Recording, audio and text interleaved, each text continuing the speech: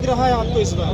देखो, आज हमारे लिए बड़े खुशी का दिन है। आज मैं मतलब मेरी मिसेस निकिता गणेश मुंडे के नाम से हमने नामांकन पत्र आज भरा है राष्ट्रवादी कांग्रेस पक्ष अजित पवार गढ़ से। किस प्रभाग से? और 29 को खुशी का दिन है। आज हम नई लड़ाई शुरू करने जा रहे हैं और ऊपर वाली की दुआ से लड़ेंगे। कितनी जो है परेशानी आएगी आपकी इस लड़ाई में?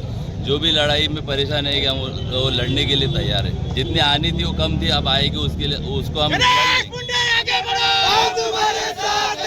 किस एजेंडे के साथ आप प्रभाग में जाएंगे लोगों के बीच में?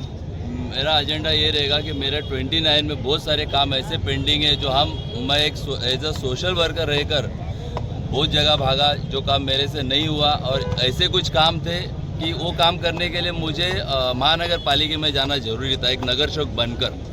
इसीलिए हमने ये फैसला किया था कि इस बार लड़ना ही है और लड़ेंगे, जीतेंगे। तो आप देख सकते हैं कि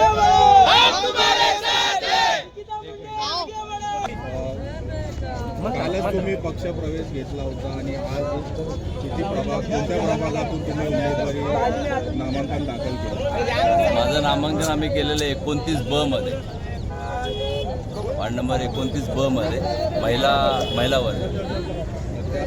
पाहिलं तर तुम्ही आमदार जितेंद्र आव्हाड यांचे कट्टर समर्थक मानले जात होते। नेमकं असं काय कारण होतं तुम्ही राष्ट्रवादी सोडली आणि अजित पवार म्हणजेच नजीमुल्ला यांच्या नेतृत्वाखाली प्रवेश केला? डॉक्टर जितेंद्र आव्हाड साहेबांसाठी जी आम्ही 20-25 वर्षाची काढली, त्याच्यात आम्हाला काही अपेक्षा होत्या, त्या अपेक्षा आमच्या काही पूर्ण झाल्या नाही। त्यासाठी आम्ही हे निर्णय घेतला आणि आज आम्ही अजित पवार गट राष्ट्रवादी काँग्रेस पक्ष जॉईन केला। एकंदरीत पाहिलं तर ठाण्यामध्ये महायुती आहे, पण 29 मध्ये राष्ट्रवादीने का उमेदवार उभा केला असेल? कारण की तिकडे देखील भाजप आणि शिवसेनेचे उमेदवार उभे आहेत।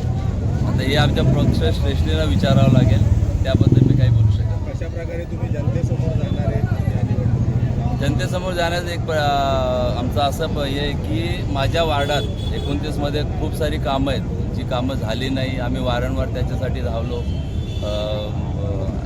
आमच्या TMC ठाणे महानगरपालिका आयुक्तांकडे गेलो। आगे बढ़ो, हम तुम्हारे साथ।